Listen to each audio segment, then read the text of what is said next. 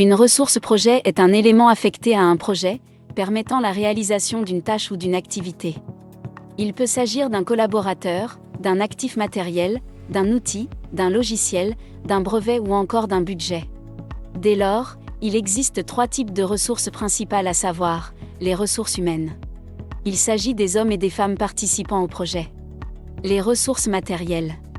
Ce sont des outils, matériel physique, licences applicatives, salles de réunion louées, etc., et les ressources financières, qui fait allusion au budget alloué au projet.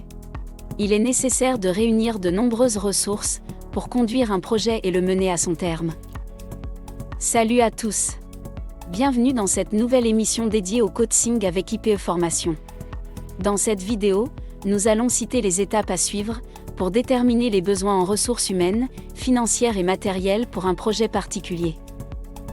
Mais avant de commencer, si vous souhaitez gagner en crédibilité et en respect dans le management de projet, je vous recommande vivement ces 3 programmes de certification portant sur les réalités de celle-ci, ainsi que les complexités du milieu de travail, notamment la réalisation, les risques et la clôture du projet, que tous les professionnels et managers du domaine doivent connaître, pour créer de la valeur dans leur organisation.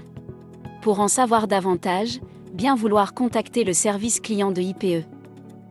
Pour déterminer les besoins en ressources humaines, financières et matérielles pour un projet particulier, vous devez commencer par identifier les objectifs du projet. Il s'agit ici de définir les objectifs spécifiques du projet et les livrables attendus, car ils sont essentiels pour déterminer les besoins en ressources. La deuxième étape consistera à identifier les tâches nécessaires. Il est important de lister toutes les tâches utiles pour atteindre les objectifs du projet.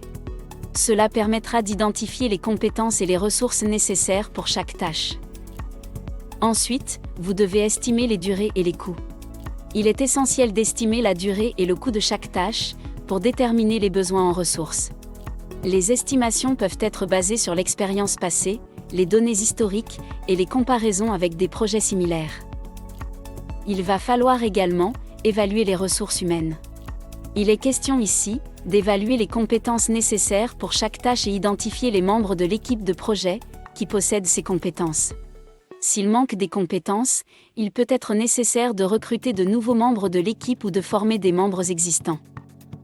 Il faut également évaluer les ressources financières. Il est important d'évaluer les coûts nécessaires pour chaque tâche, y compris les salaires, les fournitures, les équipements, les logiciels, et bien d'autres.